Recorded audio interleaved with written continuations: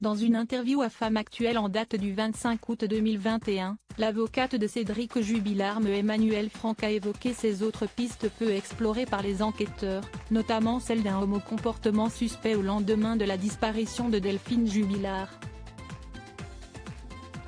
Pour le représenter, Cédric Jubillar a choisi non pas un, mais 3 avocats pénalistes.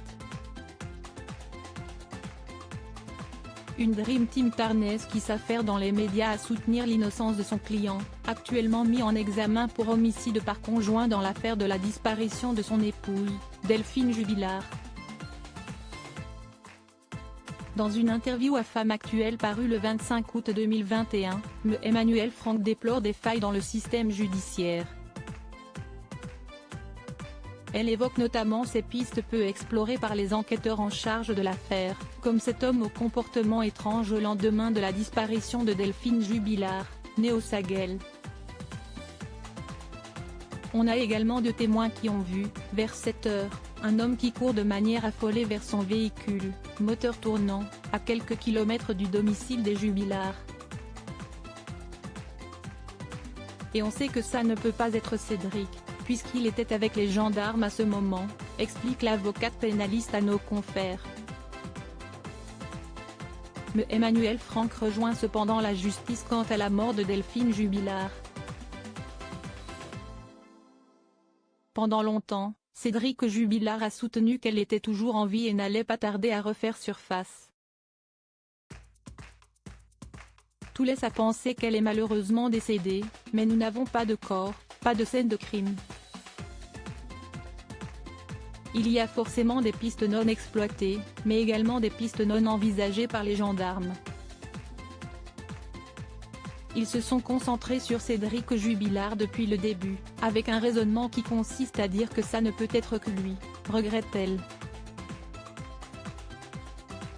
Aujourd'hui, l'avocate et ses 2 confrères continuent de déposer des demandes de remise en liberté, tout en s'appuyant sur un dossier vide, sans corps ni scène de crime.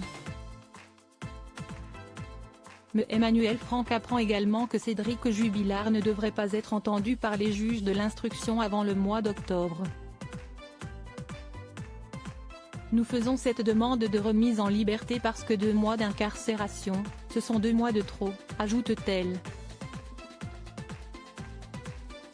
Dans sa conférence de presse annonçant la mise en examen de Cédric Jubillar pour homicide par conjoint au mois de juin, le procureur de la République de Toulouse citait des indices graves et concordants permettant d'inculper le plaquiste de 33 ans. Cédric Jubillar reste présumé innocent des faits reprochés jusqu'à la fermeture définitive du dossier.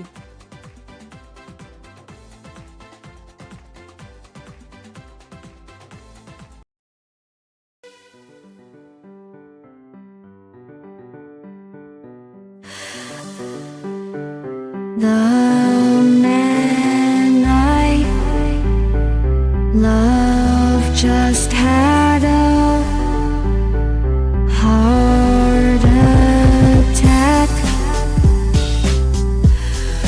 but who needs a heartache? I am a man, she is a